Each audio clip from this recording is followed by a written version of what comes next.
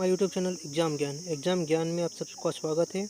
आज हम देखेंगे आधुनिक भारत के इतिहास के महत्वपूर्ण प्रश्न। पहला प्रश्न है, किसके शासनकाल में बोर्ड ऑफ रेवेन्यू की स्थापना की गई थी? तो ये की गई थी हेस्टिंग्स के कार्यकाल में।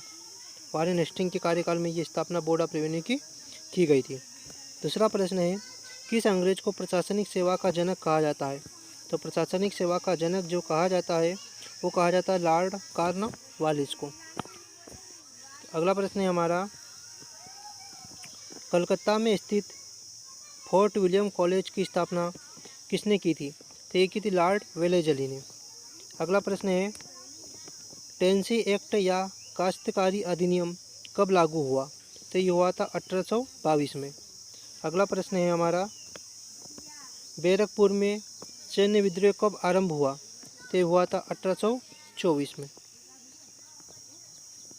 अगला प्रश्न है, किस गवर्नर जनरल का कार्यकाल शिक्षा सुधारों के लिए माना जाता है? तो ये माना जाता है लॉर्ड विलियम बेंटिंक का। अगला प्रश्न है, कलकत्ता मेडिकल कॉलेज की स्थापना कब और किसने की? तो ये की थी 1835 में लॉर्ड विलियम बेंटिंक ने। अगला प्रश्न है, बालिका हत्या पर प्रतिबंध कब लगाया गया था? तो ये लगाया गया था 1830 में। अगला प्रश्न है, किसे भारतीय प्रेस का मुक्तिदाता कहा जाता है? तो ये कहा जाता है लॉर्ड चार्ल्स मेटकॉफ को। अगला प्रश्न है, इनाम कमीशन की स्थापना किसने की थी? तो ये की थी लॉर्ड डलहौजी ने। अगला प्रश्न है, किस कर व्यवस्था के अंतर्गत किसानों की उपज में 50% का वसूला जाता था? तो इसका हो जाएगा रियायतवाड़ी व्यवस्था। रियायतवाड़ी व्यवस्था में 50% कर किसानों से वसूल किया जाता था। अगला प्रश्न है, नर बलि प्रथा का अंत किस गवर्नर के काल में हुआ था? तो ये हुआ था लॉर्ड डलहौजी के काल में। अगला प्रश्न है, भारत से ब्रिटेन की ओर संपत्ति के अपवहन का सिद्धांत किसने प्रतिपादित किया था? तो ये किया था दादा भाई नौरोजी ने। अगला प्रश्न है, भारत में टेलीग्राफ लाइन किसके द्वारा शुरू की गई थी? तो ये की गई थी कलकत्ता व आगरा के बीच में लॉर्ड डलहौजी के द्वारा। अगला प्रश्न है, भारत में पहली सूती वस्त्र मिल कहाँ स्थापित की गई थी? तो यह की गई थी मुंबई में। अगला प्रश्न है, भारत में अंग्रेज़ों की लूट किस महत्वपूर्ण घटना के बाद शुरू हुई? तो ये हुई थी प्लासी के युद्ध के बाद। अगला प्रश्न है, भारत में रेलवे लाइन किसने बिछवाई थी? तो ये बिछवाई थी लॉर्ड क्लार्क ने।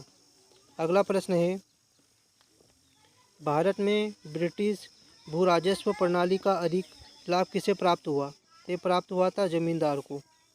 अगला प्रश्न है हमारा, किसके द्वारा बंगाल व बिहार में स्थायी बंदोबस्त का शुभारंभ किया गया? तो किया गया था लॉर्ड कॉर्नवालिस के द्वारा। अगला प्रश्न है, रियायतवाड़ी व्यवस्था कब लागू की गई थी? तो ये की गई थी 1820 से। अगला प्रश्न है, पहली बार औपचारिक रूप से महालवाड़ी प्रथा कब लागू की गई थी? तो ये की गई थी 1822 में। अगला प्रश्न है, अंग्रेजी शासन में कौन सा क्षेत्र अफीम उत्पादन के लिए प्रसिद्ध था? तो ये जो क्षेत्र था वो था बिहार। अगला प्रश्न है, 18वीं शताब्दी में बंगाल में वस्त्र उद्योग के पतन का क्या कारण था? ब्रिटेन को निर्यात करने वाले माल पर उच्च कर लगा दिया गया था। अगला प्रश्न है, नील कर्षकों की दुर्दशा पर लिखी गई पुस्तक नील दर्पण के लेखक कौन थे? तो ये थे दीनबंधु मित्र। अगले प्रश्न है, अंग्रेजों द्वारा प्रथम कहुआ बागान कहाँ लगाए गए? तो ये लगाए गए थे वायनाड जनपद में। अगला प्रश्न है, भारत में अंग्रेजों के समय प्रथम जनगणना किसके काल में हुई थी? तो हुई थी लॉर्ड मेयो के काल में। अगला प्रश्न है, सर टॉमस मुनरो किस भू राजस्व बंदोबस्त से संबंधित है? तो ये है रैयतवाड़ी बंदोबस्त से। अगला प्रश्न है, स्थायी बंदोबस्त के तहत जमींदार को पूरे राजस्व का कितना प्रतिशत राज्य को देना तय हुआ? तो ये हुआ था 89%। अगला प्रश्न है हमारा, भारत में भारतीयों द्वारा 1881 में स्थापित तथा उनके प्रबंध में चलने वाले सीमित देयता का प्रथम बैंक कौन सा था? तो ये था अवध कमर्शियल बैंक। अगला प्रश्न है, अंग्रेजों द्वारा पहली बार स्थायी बंदोबस्त कहाँ लागू किया गया था? तो ये किया गया था मद्रास प्रेसिडेंसी और बम्बई प्रेसिडेंसी में। अगला प्रश्न है हमारा, भारत में इस्पात का उत्पादन सर्वप्रथम कब शुरू हुआ? तो ये हुआ था 1913 में। अगला प्रश्न है, रेल विभाग के लिए पृथक रूप से रेल बजट कब आरंभ हुआ? तो ये हुआ था 1924 में। अगला प्रश्न है हमारा, भारत में भी केंद्रीकरण का शुभारंभ किसके समय में हुआ? तो ये हुआ था लॉर्ड मेयो के कार्यकाल में। अगला प्रश्न है हमारा, भारत और इंग्लैंड के आर्थिक हित प्रत्येक क्षेत्र में टकराते हैं, यह कथन किसका है? ये कथन है जवाहरलाल नेहरू का। अगला प्रश्न है, poverty and un British rule in India लेखक जो पुस्तक थी उसके लेखक कौन थे? तो उसके लेखक थे दादा भाई नौरोजी। अगला प्रश्न है, भारत में आधुनिक उद्योगों की स्थापना कब प्रारंभ हुई? तो ये हुई थी 1850 में। अगला प्रश्न है, भारत में रेलवे की स्थापना को आधुनिक उद्योग के अग्रदूत या जननी की संज्ञा किसने दी? तो ये दी थी कार्ल मार्क्स ने। अगला प्रश्न है, भारत में पहली पर्सन मिल कहाँ स्थापित की गई थी? ये की गई थी रिसरा, बंगाल में। अगला प्रश्न है, सर्वप्रथम लोहा इस्पात उद्योग की स्थापना कहाँ हुई थी? तो ये हुई थी बिहार में। अगला प्रश्न है, कांग्रेस के कराची अधिवेशन 1931 ई के अध्यक्ष कौन थे? तो ये थे सरदार वल्लभ भाई पटेल। अगला प्रश्न है, भारत में अंग्रेज़ों को भूमि खरीदने व बसने की अनुमति कब मिली? तो ये मिली थी 1833 में। अगला प्रश्न है, the economic history of India नामक पुस्तक के किसने लिखी थी? ये लिखी थी रमेश चंद्र दत्त के द्वारा। अगला प्रश्न है, 1938 ई में भारतीय राष्ट्रीय कांग्रेस के अनुरोध पर राष्ट्रीय योजना समिति बनाई गई, उसके अध्यक्ष कौन थे? तो ये थे जवाहरलाल नेहरू। अगला प्रश्न है, किसके काल में सिंचाई आयोग का गठन हुआ? तो हुआ था लॉर्ड कर्जन के काल में। अगला प्रश्न है, कृषि विभाग की स्थापना कब की गई? तो ये की गई थी 1872 में। अगला प्रश्न है, किस स्थान पर 1866 में भीषण अकाल पड़ा? ये पड़ा था उड़ीसा में। अगला प्रश्न है, कलकत्ता में मुस्लिम शिक्षा के विकास के लिए मदरसा कब स्थापित किया गया? ये किया गया 1772 में। अगला प्रश्न है, पहले समाचार पत्र बंगाल गजट का प्रकाशन कब हुआ? हुआ था 1780 में।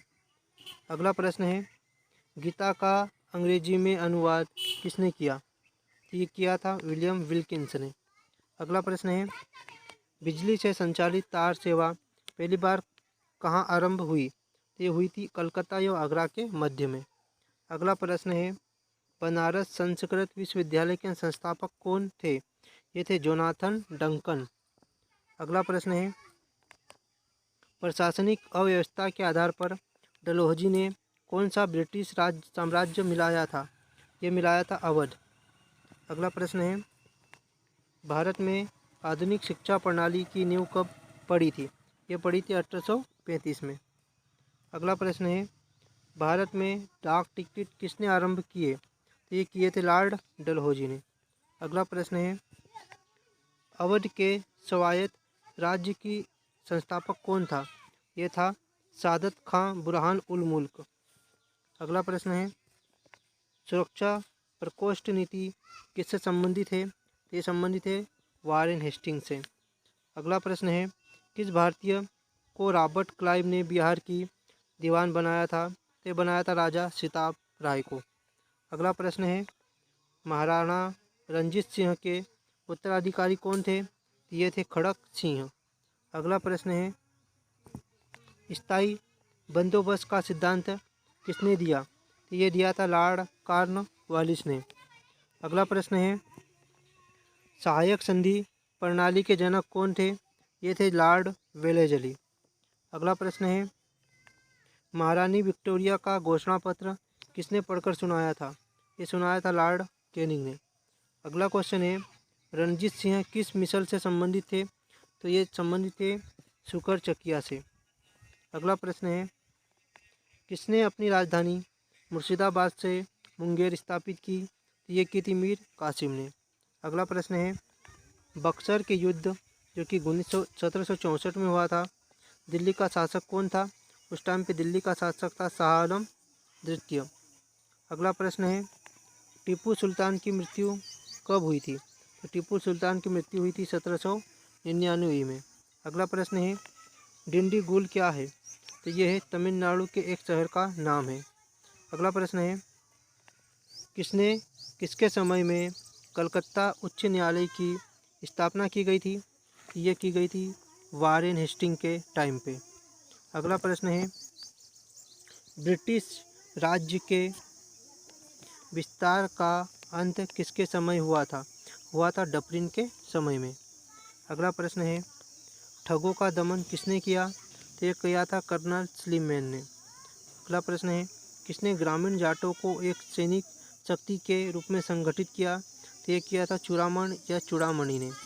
अगला प्रश्न है, किस जाट राजा को जाटों का अफलातून एवं आदरणीय व विद्वान व्यक्ति कहा जाता है? तो ये कहा जाता है सूरजमल को। अगला प्रश्न है, लोहगढ़ नामक किला किसने बनवाया? तो ये बनाया था बंदा बहादुर ने। अगला प्रश्न है, किस मुग़ल बादशाह के आदेश पर बंदा बहादुर की हत्या की गई थी? तो ये की गई थी फर्रुखसिंह की कहने पर। अगला प्रश्न है, पंजाब में सिख राज्य के संस्थापक कौन थे? तो ये थे राजा रणजीत सिंह।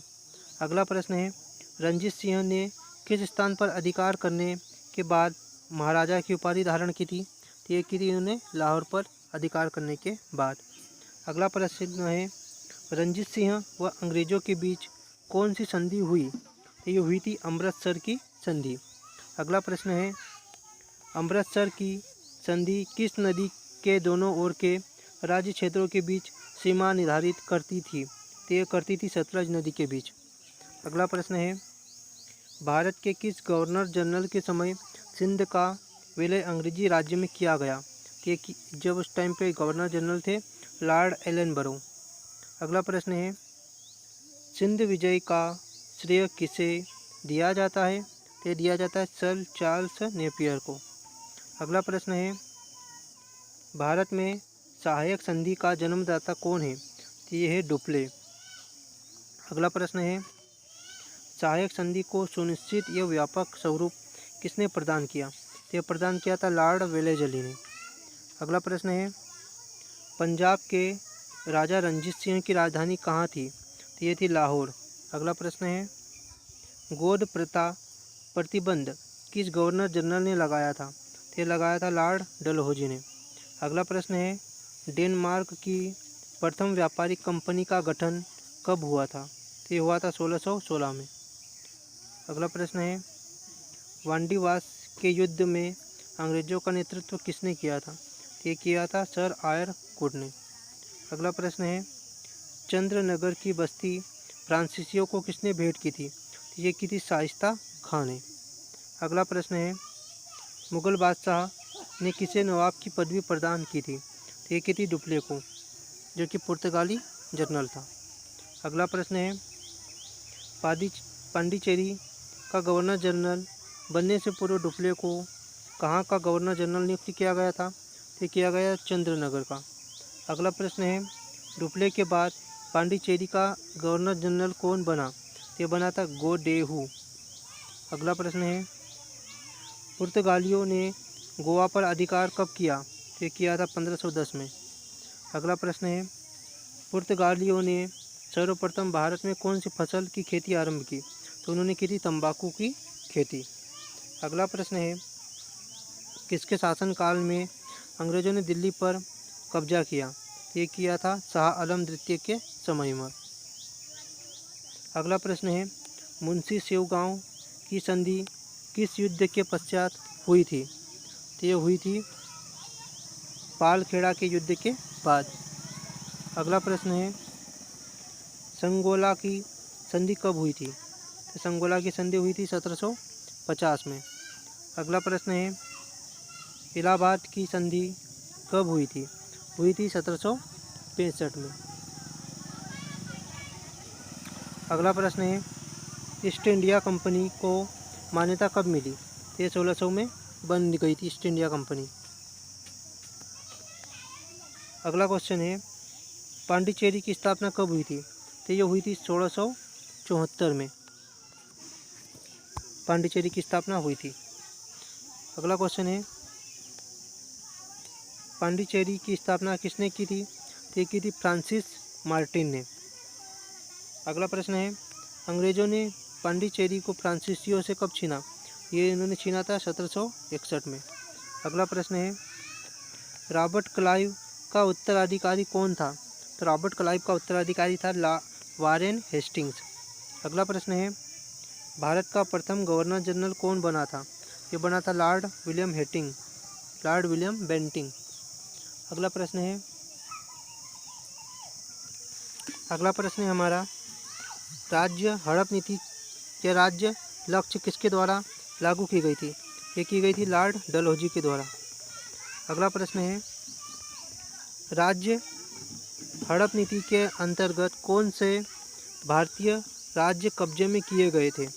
ये किए गए थे झांसी, नागपुर, सतारा, जयपुर, अवध और संबलपुर। अगला प्रश्न है भारत का प्रथम वायसराय कौन था? तो ये था लॉर्ड कैनिंग। अगला प्रश्न है तीसरे आगल मैसूर युद्ध को रोकने के लिए टीपू सुल्तान ने कौन सी संधि की थी? तो ये की थी श्रीरंगपट्टनम की संधि।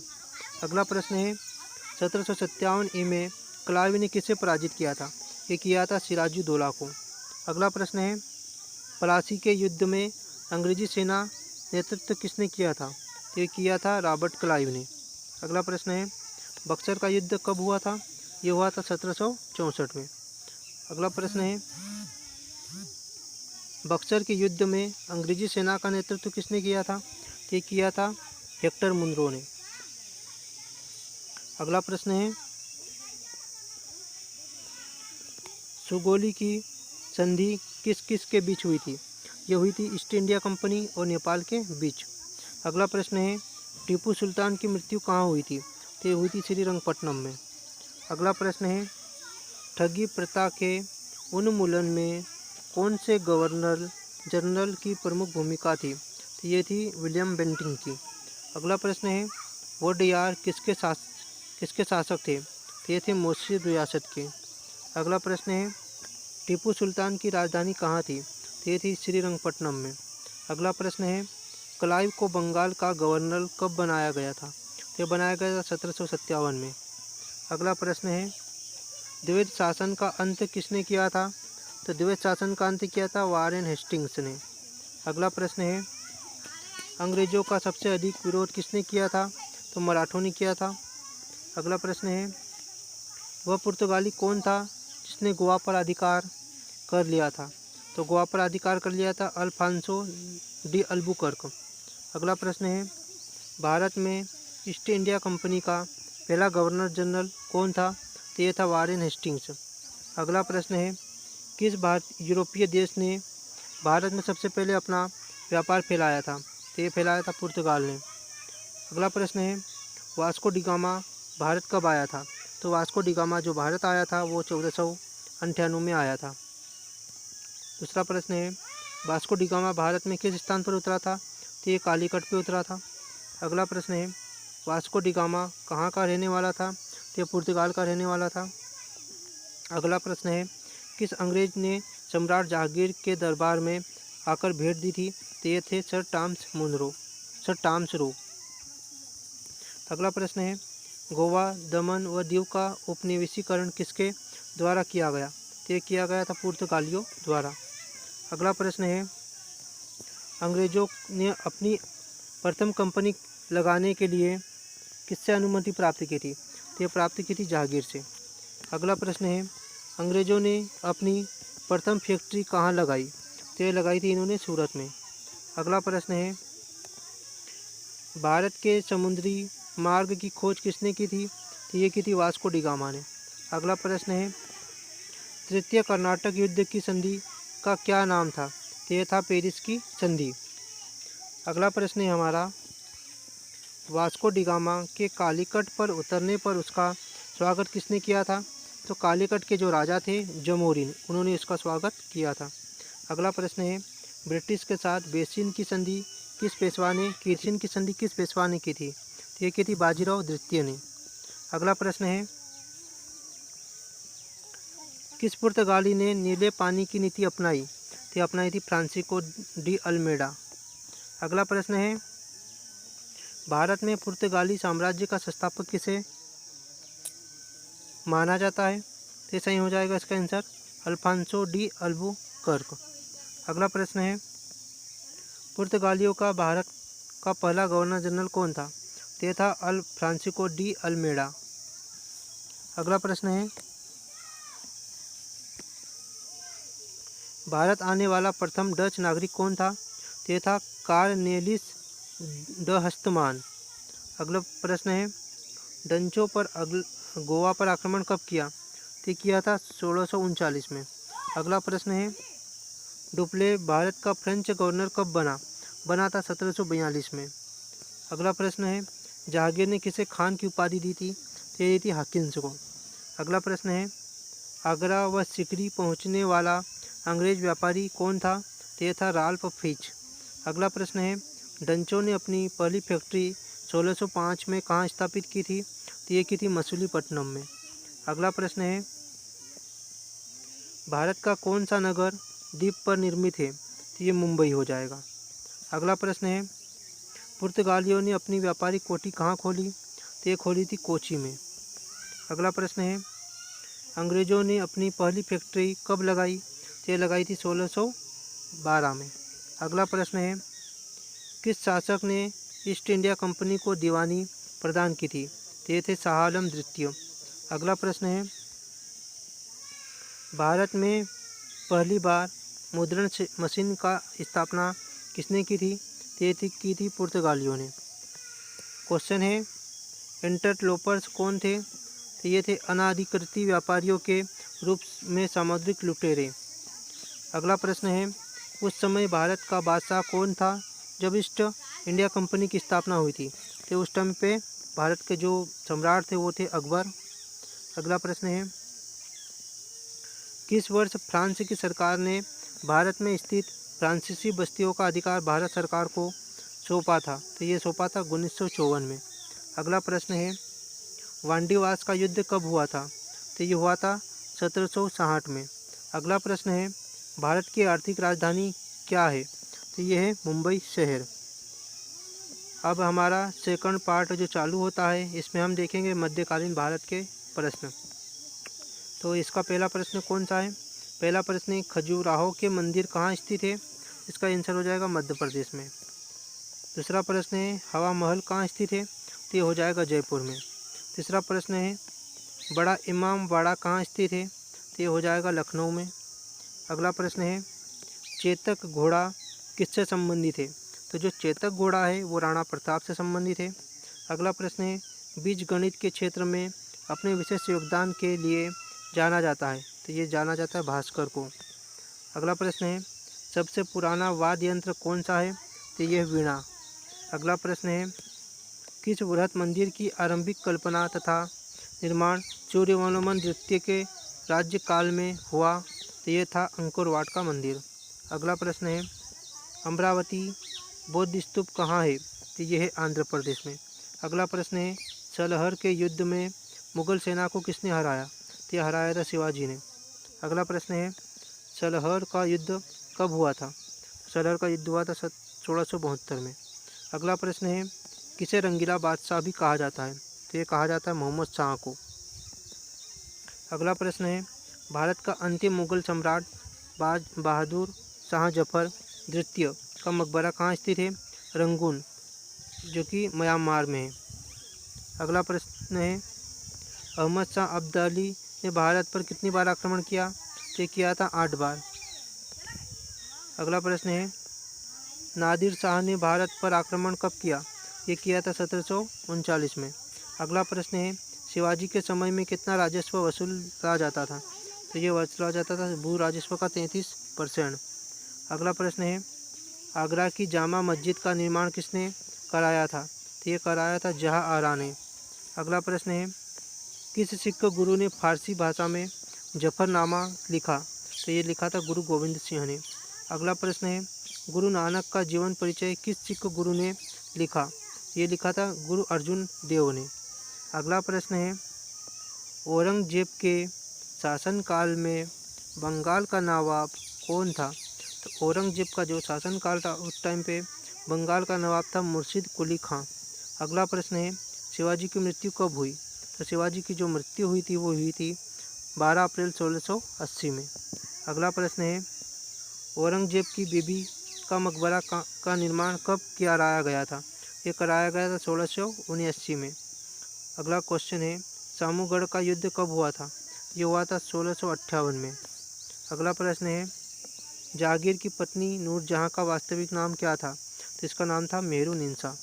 अगला प्रश्न है, हैदर अली मैसूर के शासक कब बने? तो ये बने थे 1761 में। अगला प्रश्न है, नादिर शाह कहाँ का शासक था? तो ये था ईरान का शासक। अगला प्रश्न है, माधवराव नारायण पेशवा कब बने? ये बने थे 1761 में। अगला प्रश्न है, गुरु गोविंद सिंह ने खालसा पंथ की नींव कब रखी? तो ये थी 1699 में। अगला प्रश्न है हमारा, किस गुरु ने विद्रोही मुगल राजकुमार की सहायता धन व मन से की थी? तो ये थे गुरु अर्जुन देव। अगला प्रश्न है हमारा, सैयद बंधुओं का पतन किसके समय में हुआ था? तो ये हुआ था मोहम्मद शाह के समय में। अगला प्रश्न है, प्रकुशियर किसके सहयोग से मुगल बादशाह बना? तो ये थे सैयद बंधु। अगला प्रश्न है, भारत पर आक्रमण करने वाले किस ईरानी शासक को ईरान का नेपोलियन कहा जाता है? तो ये कहा जाता है नादिर शाह को। अगला प्रश्न है हमारा, किस शासक के नवाब वजीर कहलाते थे? तो ये थे अवध के शासक। अगला प्रश्न है, आदि ग्रंथ का समायोजन किसने किया? तो ये किया था गुरु अर्जुन देव ने। इस तरह से हमारा ये मध्यकालीन भारत के क्वेश्चन भी ख़त्म होते हैं। यदि आपको मेरा वीडियो पसंद आया है तो इस वीडियो को लाइक, शेयर और सब्सक्राइब करना ना भूलें। जितना भी हो सके दोस्तों आप इस वीडियो को ज़रूर शेयर करें। थैंक यू फॉर वॉचिंग हमारा यूट्यूब चैनल एग्ज़ाम ज्ञान में आप सबका स्वागत है। आज हम देखेंगे आधुनिक भारत के इतिहास के महत्वपूर्ण प्रश्न। पहला प्रश्न है, किसके शासनकाल में बोर्ड ऑफ रेवेन्यू की स्थापना की गई थी? तो ये की गई थी हेस्टिंग्स के कार्यकाल में। वारेन हेस्टिंग के कार्यकाल में ये स्थापना बोर्ड ऑफ रेवेन्यू की गई थी। दूसरा प्रश्न है, किस अंग्रेज को प्रशासनिक सेवा का जनक कहा जाता है? तो प्रशासनिक सेवा का जनक जो कहा जाता है वो कहा जाता है लॉर्ड कॉर्नवालिस को। अगला प्रश्न है हमारा, कलकत्ता में स्थित फोर्ट विलियम कॉलेज की स्थापना किसने की थी? तो ये की थी लॉर्ड वेलेजली ने। अगला प्रश्न है, टेनेसी एक्ट या काश्तकारी अधिनियम कब लागू हुआ? तो ये हुआ था 1822 में। अगला प्रश्न है हमारा, बैरकपुर में सैन्य विद्रोह कब आरंभ हुआ? तो ये हुआ था 1824 में। अगला प्रश्न है, किस गवर्नर जनरल का कार्यकाल शिक्षा सुधारों के लिए माना जाता है? तो ये माना जाता है लॉर्ड विलियम बेंटिंक का। अगला प्रश्न है, कलकत्ता मेडिकल कॉलेज की स्थापना कब और किसने की?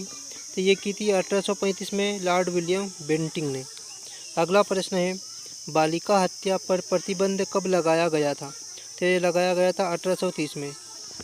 अगला प्रश्न है, किसे भारतीय प्रेस का मुक्तिदाता कहा जाता है? तो ये कहा जाता है लॉर्ड चार्ल्स मेटकॉफ को। अगला प्रश्न है, इनाम कमीशन की स्थापना किसने की थी? तो ये की थी लॉर्ड डलहौजी ने।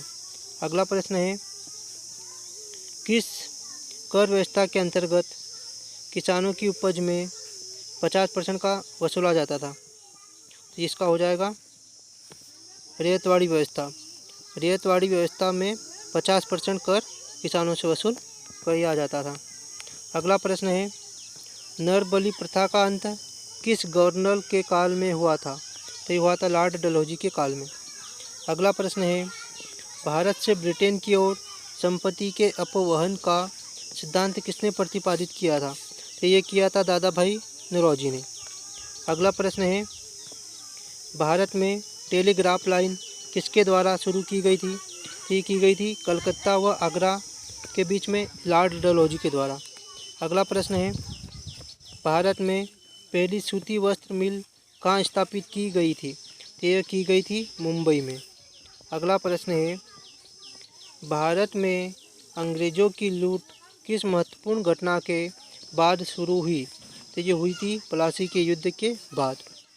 अगला प्रश्न है भारत में रेलवे लाइन किसने बिछवाई थी? तो ये बिछवाई थी लॉर्ड क्लार्क ने। अगला प्रश्न है भारत में ब्रिटिश भू राजस्व प्रणाली का अधिक लाभ किसे प्राप्त हुआ? तो ये प्राप्त हुआ था जमींदार को। अगला प्रश्न है हमारा किसके द्वारा बंगाल व बिहार में स्थायी बंदोबस्त का शुभारंभ किया गया? तो ये किया गया था लॉर्ड कॉर्नवालिस के द्वारा। अगला प्रश्न है रैयतवाड़ी व्यवस्था कब लागू की गई थी? तो ये की गई थी 1820 से। अगला प्रश्न है पहली बार औपचारिक रूप से महालवाड़ी प्रथा कब लागू की गई थी? तो ये की गई थी 1822 में। अगला प्रश्न है अंग्रेजी शासन में कौन सा क्षेत्र अफीम उत्पादन के लिए प्रसिद्ध था? तो ये जो क्षेत्र था वो था बिहार। अगला प्रश्न है 18वीं शताब्दी में बंगाल में वस्त्र उद्योग के पतन का क्या कारण था? ब्रिटेन को निर्यात करने वाले माल पर उच्च कर लगा दिया गया था। अगला प्रश्न है नील कर्षकों की दुर्दशा पर लिखी गई पुस्तक नील दर्पण के लेखक कौन थे? तो ये थे दीनबंधु मित्र। अगले प्रश्न है अंग्रेजों द्वारा प्रथम कहुआ बागान कहाँ लगाए गए? तो ये लगाए गए थे वायनाड जनपद में। अगला प्रश्न है भारत में अंग्रेजों के समय प्रथम जनगणना किसके काल में हुई थी? तो हुई थी लॉर्ड मेयो के काल में। अगला प्रश्न है सर टॉमस मुनरो किस भू राजस्व बंदोबस्त से संबंधित है? तो ये है रैयतवाड़ी बंदोबस्त से। अगला प्रश्न है स्थायी बंदोबस्त के तहत जमींदार को पूरे राजस्व का कितना प्रतिशत राज्य को देना तय हुआ? तो ये हुआ था 89%। अगला प्रश्न है हमारा भारत में भारतीयों द्वारा 1881 में स्थापित तथा उनके प्रबंध में चलने वाले सीमित देयता का प्रथम बैंक कौन सा था? तो ये था अवध कमर्शियल बैंक। अगला प्रश्न है अंग्रेजों द्वारा पहली बार स्थायी बंदोबस्त कहाँ लागू किया गया था? तो ये किया गया था मद्रास प्रेसिडेंसी और बम्बई प्रेसिडेंसी में। अगला प्रश्न है हमारा भारत में इस्पात का उत्पादन सर्वप्रथम कब शुरू हुआ? तो ये हुआ था 1913 में। अगला प्रश्न है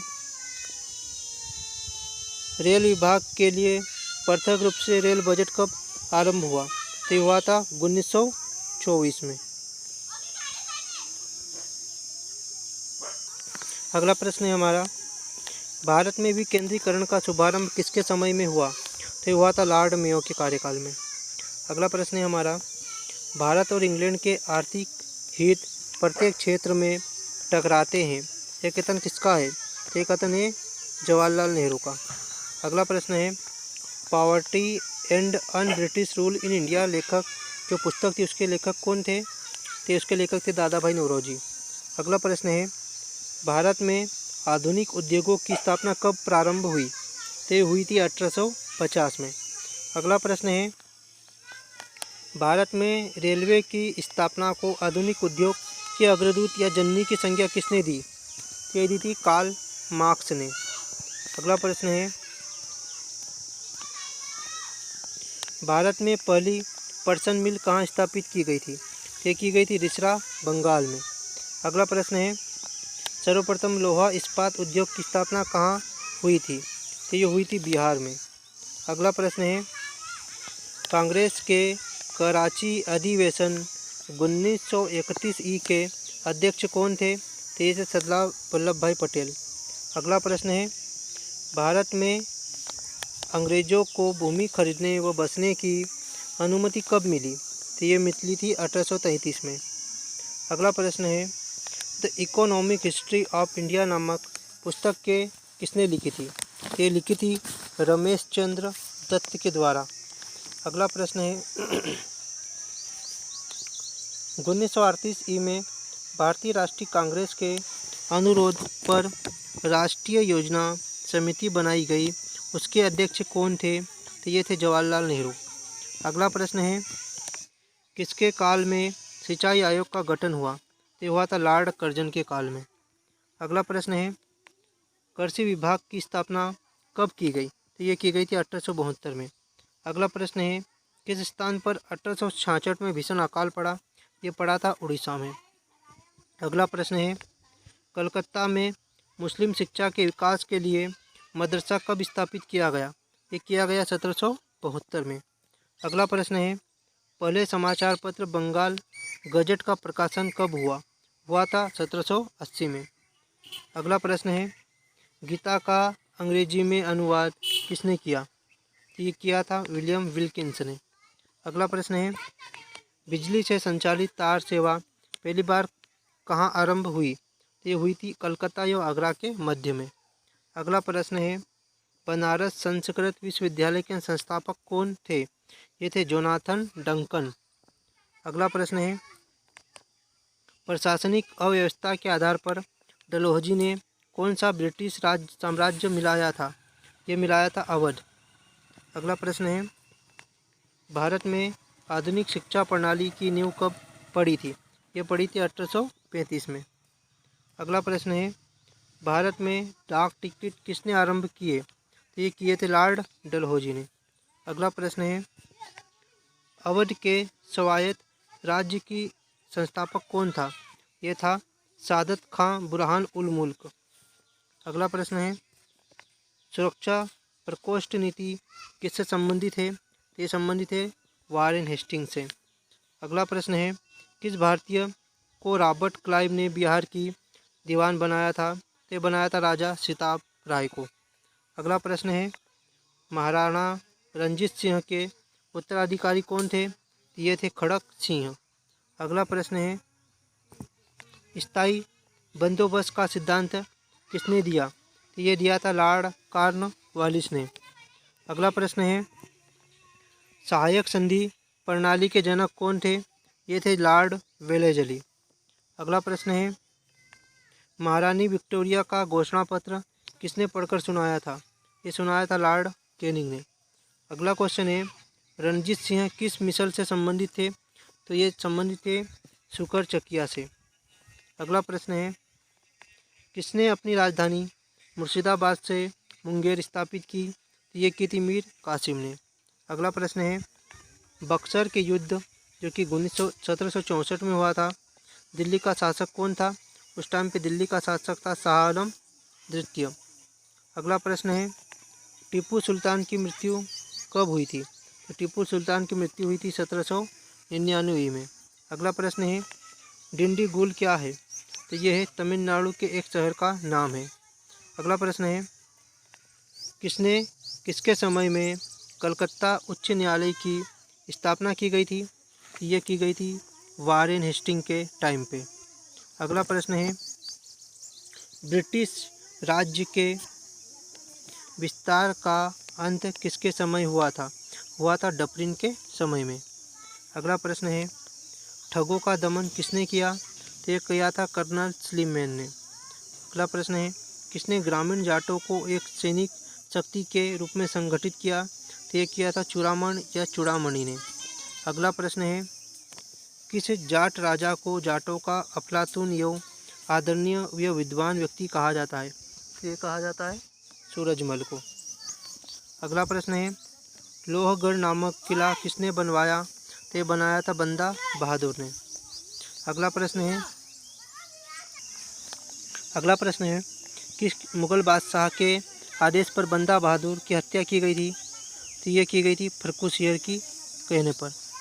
अगला प्रश्न है, पंजाब में सिख राज्य के संस्थापक कौन थे? तो ये थे राजा रणजीत सिंह।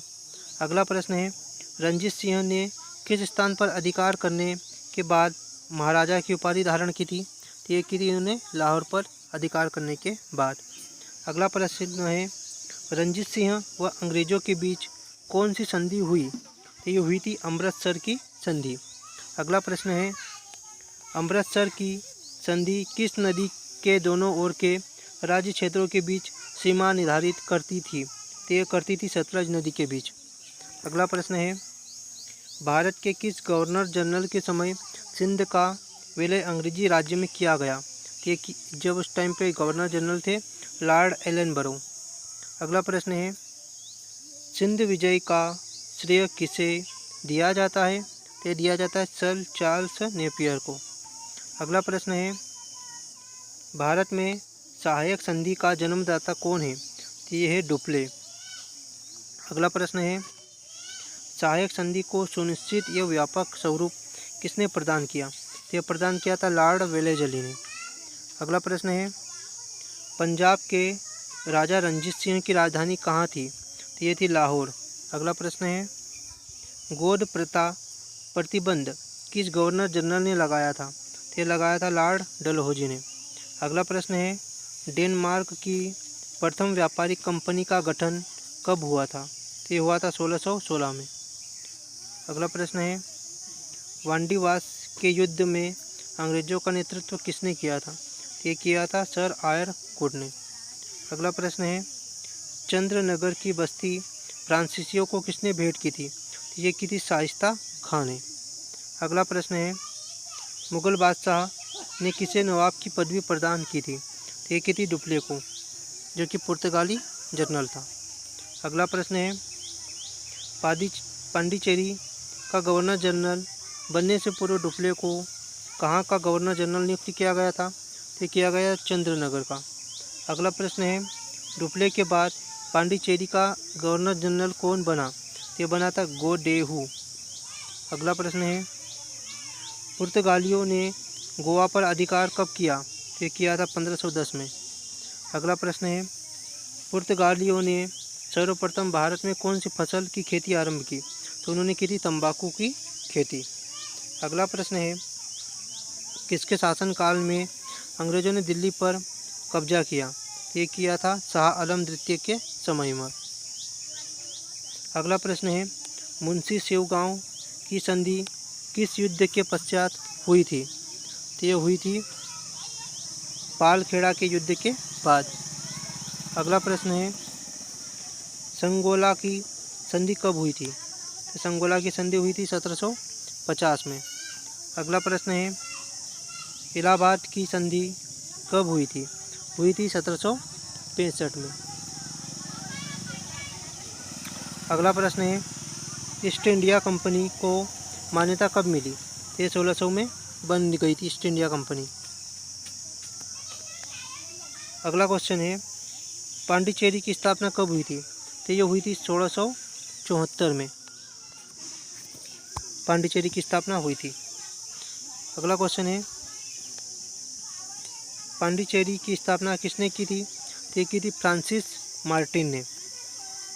अगला प्रश्न है, अंग्रेजों ने पांडिचेरी को फ्रांसीसियों से कब छीना? ये इन्होंने छीना था 1761 में। अगला प्रश्न है, रॉबर्ट क्लाइव का उत्तराधिकारी कौन था? तो रॉबर्ट क्लाइव का उत्तराधिकारी था वारेन हेस्टिंग्स। अगला प्रश्न है, भारत का प्रथम गवर्नर जनरल कौन बना था? ये बना था लॉर्ड विलियम बेंटिंग। अगला प्रश्न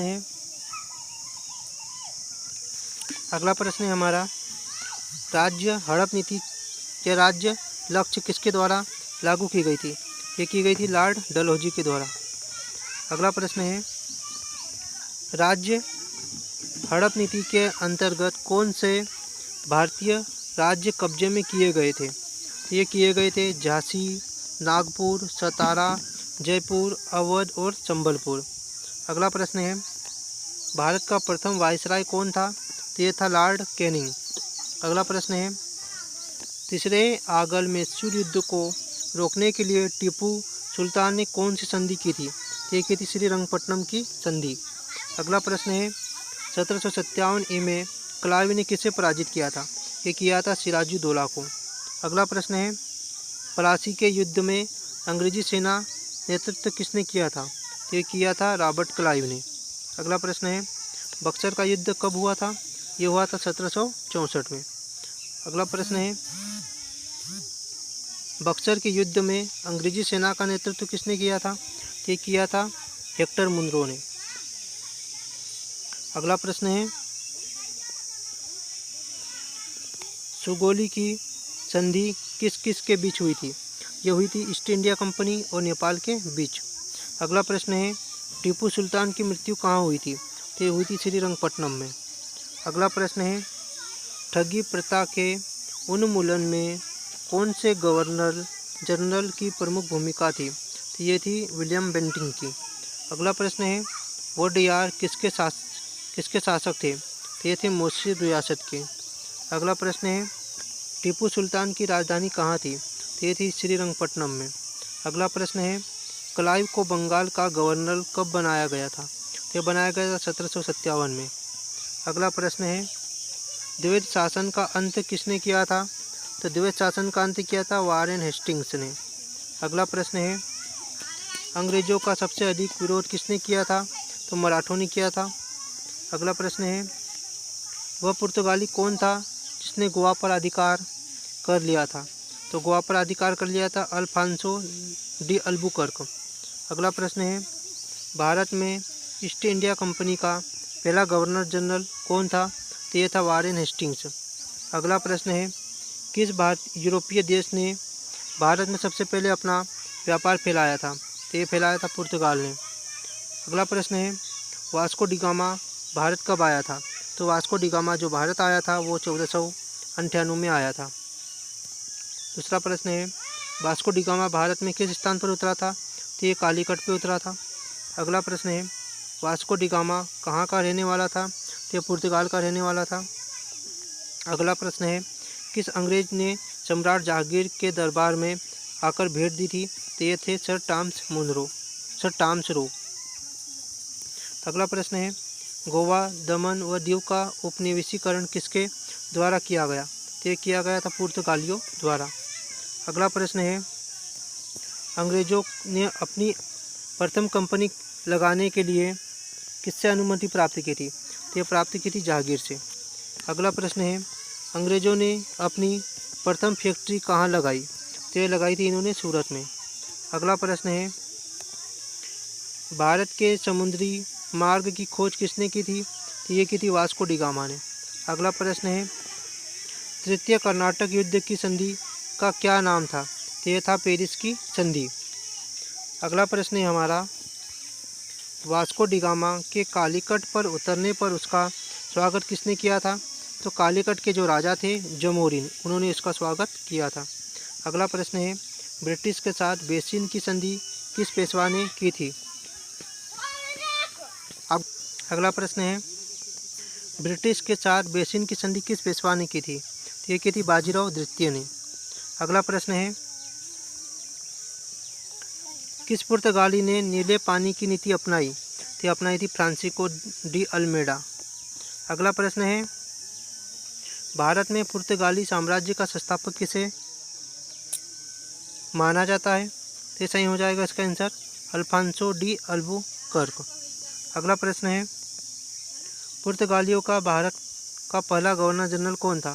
तो था फ्रांसिस्को डी अल्मेडा। अगला प्रश्न है भारत आने वाला प्रथम डच नागरिक कौन था? तो था कार्नेलिस ड हस्तमान। अगला प्रश्न है डंचों पर गोवा पर आक्रमण कब किया? तो किया था 1639 में। अगला प्रश्न है डुप्ले भारत का फ्रेंच गवर्नर कब बना था 1742 में। अगला प्रश्न है जहांगीर ने किसे खान की उपाधि दी थी? तो दी थी हाकिन्स को। अगला प्रश्न है आगरा व सिकरी पहुंचने वाला अंग्रेज व्यापारी कौन था? तो था राल्फ फिच। अगला प्रश्न है डंचों ने अपनी पहली फैक्ट्री 1605 में कहाँ स्थापित की थी? तो ये की थी मसूलीपट्टनम में। अगला प्रश्न है भारत का कौन सा नगर द्वीप पर निर्मित है? तो ये मुंबई हो जाएगा। अगला प्रश्न है, पुर्तगालियों ने अपनी व्यापारिक कोठी कहाँ खोली? तो ये खोली थी कोची में। अगला प्रश्न है, अंग्रेज़ों ने अपनी पहली फैक्ट्री कब लगाई? तो ये लगाई थी 1612 में। अगला प्रश्न है, किस शासक ने ईस्ट इंडिया कंपनी को दीवानी प्रदान की थी? तो ये थे शाह आलम द्वितीय। अगला प्रश्न है, भारत में पहली बार मुद्रण मशीन का स्थापना किसने की थी? तो ये की थी पुर्तगालियों ने। क्वेश्चन है, इंटरलोपर्स कौन थे? तो ये थे अनाधिकृत व्यापारियों के रूप में सामुद्रिक लुटेरे। अगला प्रश्न है, उस समय भारत का बादशाह कौन था जब ईस्ट इंडिया कंपनी की स्थापना हुई थी? तो उस टाइम पे भारत के जो सम्राट थे वो थे अकबर। अगला प्रश्न है, किस वर्ष फ्रांस की सरकार ने भारत में स्थित फ्रांसीसी बस्तियों का अधिकार भारत सरकार को सौंपा था? तो ये सौंपा था 1954 में। अगला प्रश्न है, वांडीवास का युद्ध कब हुआ था? तो ये हुआ था 1760 में। अगला प्रश्न है, भारत की आर्थिक राजधानी क्या है? तो ये है मुंबई शहर। अब हमारा सेकंड पार्ट जो चालू होता है इसमें हम देखेंगे मध्यकालीन भारत के प्रश्न। तो इसका पहला प्रश्न कौन सा है? पहला प्रश्न है, खजुराहो के मंदिर कहाँ स्थित है? इसका आंसर हो जाएगा मध्य प्रदेश में। दूसरा प्रश्न है, हवा महल कहाँ स्थित है? तो ये हो जाएगा जयपुर में। तीसरा प्रश्न है, बड़ा इमाम बाड़ा कहाँ स्थित है? तो ये हो जाएगा लखनऊ में। अगला प्रश्न है, चेतक घोड़ा किससे संबंधित है? तो जो चेतक घोड़ा है वो राणा प्रताप से संबंधित है। अगला प्रश्न है, बीजगणित के क्षेत्र में अपने विशेष योगदान के लिए जाना जाता है? तो ये जाना जाता है भास्कर को। अगला प्रश्न है, सबसे पुराना वाद्य यंत्र कौन सा है? तो ये वीणा। अगला प्रश्न है, किस बृहत मंदिर की आरंभिक कल्पना तथा निर्माण सूर्यवनमन द्वितीय के राज्यकाल में हुआ? तो ये था अंकोरवाट का मंदिर। अगला प्रश्न है, अमरावती बौद्ध स्तूप कहाँ है? तो ये है आंध्र प्रदेश में। अगला प्रश्न है, सलहर के युद्ध में मुगल सेना को किसने हराया? तो ये हराया था शिवाजी ने। अगला प्रश्न है, सलहर का युद्ध कब हुआ था? सलहर का युद्ध हुआ था 1672 में। अगला प्रश्न है, किसे रंगीला बादशाह भी कहा जाता है? तो ये कहा जाता है मोहम्मद शाह को। अगला प्रश्न है, भारत का अंतिम मुगल सम्राट बहादुर शाह जफर द्वितीय का मकबरा कहाँ स्थित है? रंगून, जो कि म्यांमार में है। अगला प्रश्न है, अहमद शाह अब्दाली ने भारत पर कितनी बार आक्रमण किया? तो किया था 8 बार। अगला प्रश्न है, नादिर शाह ने भारत पर आक्रमण कब किया? ये किया था 1739 में। अगला प्रश्न है, शिवाजी के समय में कितना राजस्व वसूला जाता था? तो ये वसूला जाता था भू राजस्व का 33%। अगला प्रश्न है, आगरा की जामा मस्जिद का निर्माण किसने कराया था? तो ये कराया था जहाँ आरा ने। अगला प्रश्न है, किस सिख गुरु ने फारसी भाषा में जफरनामा लिखा? तो ये लिखा था गुरु गोविंद सिंह ने। अगला प्रश्न है, गुरु नानक का जीवन परिचय किस सिख गुरु ने लिखा? ये लिखा था गुरु अर्जुन देव ने। अगला प्रश्न है, औरंगजेब के शासनकाल में बंगाल का नवाब कौन था? तो औरंगजेब का जो शासनकाल था उस टाइम पे बंगाल का नवाब था मुर्शिद कुली खां। अगला प्रश्न है, शिवाजी की मृत्यु कब हुई? तो शिवाजी की जो मृत्यु हुई थी वो हुई थी 12 अप्रैल 1680 में। अगला प्रश्न है, औरंगजेब की बीबी का मकबरा का निर्माण कब कराया गया था? ये कराया गया था 1679 में। अगला क्वेश्चन है, सामूगढ़ का युद्ध कब हुआ था? ये हुआ था 1658 में। अगला प्रश्न है, जहांगीर की पत्नी नूरजहां का वास्तविक नाम क्या था? तो इसका नाम था मेहरुनिसा। अगला प्रश्न है, हैदर अली मैसूर के शासक कब बने? तो ये बने थे 1761 में। अगला प्रश्न है, नादिर शाह कहाँ का शासक था? तो ये था ईरान का शासक। अगला प्रश्न है, माधवराव नारायण पेशवा कब बने? ये बने थे 1761 में। अगला प्रश्न है, गुरु गोविंद सिंह ने खालसा पंथ की नींव कब रखी?